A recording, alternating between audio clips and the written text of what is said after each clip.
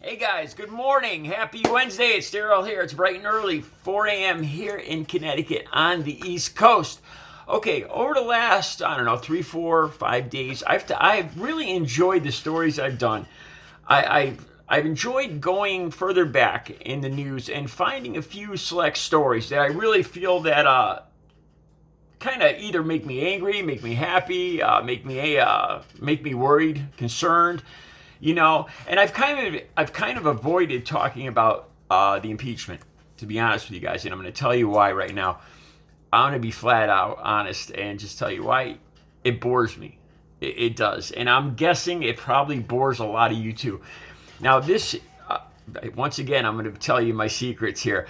A lot of times, I'll go to the other pages or the other channels that are like me, similar to me, and you guys know the ones I'm talking about. And I look at the views there, and I look at what they're talking about to get an idea of what people are interested in. And like Biden, when other channels talk about Biden, the views go down. To be honest, when you talk about Trump, the views go up. I did make a promise a few videos back that I wasn't just going to keep talking about Trump and giving him all this attention. I agreed with Bo in a video a couple of videos back about not just continually giving Trump the spotlight. But anyway, I've enjoyed talking about the smaller stories, the interesting stories further back. But today I'm going to talk a little bit about the impeachment. It does bore me, and this is why it bores me, because to be honest with you guys, maybe I'm wrong here, but I think it's a done deal. All right, it's going to go to the Senate. It's not going to go anywhere. One or two, I'm willing to bet one or two Republican senators are going to go along with it. Probably all 50 Democrats, or maybe I'm guessing there might be one or two Democrats that might not go along with it. Maybe one. Probably one or two Republicans will go along with it. So we'll have about 52, 53 votes to impeach, and it'll be done. It'll be a done deal. It'll be over. Now, okay, so let me just talk about this a little more. The impeachment. Now, in all the news cycles, on all the conservative pages, all the conservative channels, they're talking about it as revenge, trying to get their Democrats trying to get their pound of flesh. Trying to hurt Trump. One of the Republican lawmakers, forgive me, I don't know who it was right now. It was a woman. She said that, why don't you just leave Trump alone? Why you stop picking on him? I forgot which woman it said it.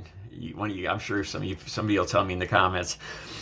And it's, you know what? It's not even about Trump. This whole little exercise, I do believe, was necessary. Even though it's a done deal, it's taken up valuable time with the coronavirus and everything else, and us getting some help with the coronavirus and all that. But I feel like it's important. It's not about Trump. It's about the 2024 presidential election, because if Trump doesn't run, I guarantee you a Trump .2 will run, guaranteed, or maybe in 2028. But I have this sinking feeling in my stomach that we are by no means are we done with Trumpism yet. All right, I thought about this more yesterday. We have to admit there's racism and prejudice throughout the entire world and here in this country. And I think it appears like it just seethes underneath the polite veneer of society. These people that just feel frightened by people that are not like them. And until we get more enlightened as a society, as a people, it's probably going to be with us. All right.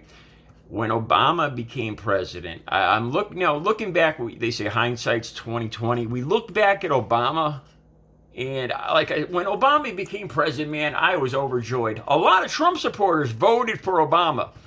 But I get this feeling, looking back in hindsight, I get a feeling like people close to me, older people that were born in the 40s, 50s, they thought it was a good idea when Obama got elected, but I think they got scared. They really feel like they're being marginalized, like these people are taking over the country. We're going to become second-class citizens. We're going to be working for them.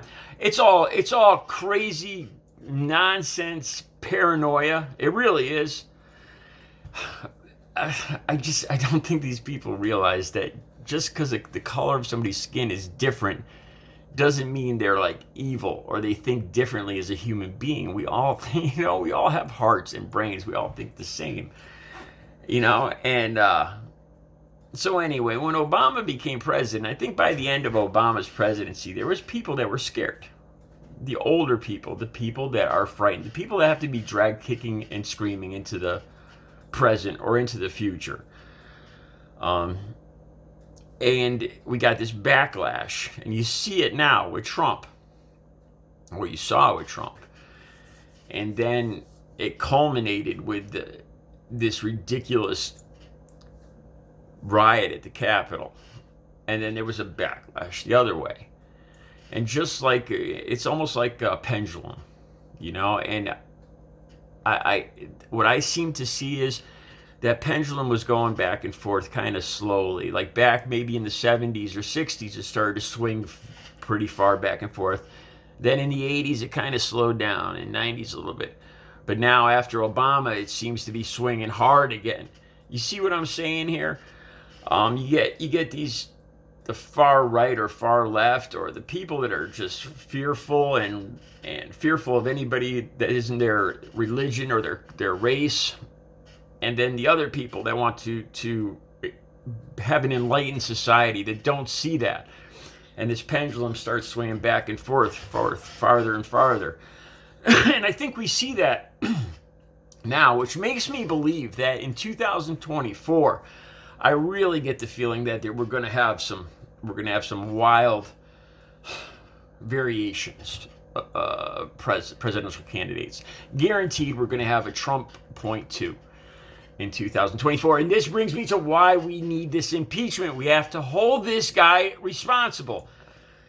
Go back and look. You see, the president, just remember that for the last year, Trump was talking about how this election was going to be stolen from him, how it was going to be rigged. He was hedging his bets in case he lost.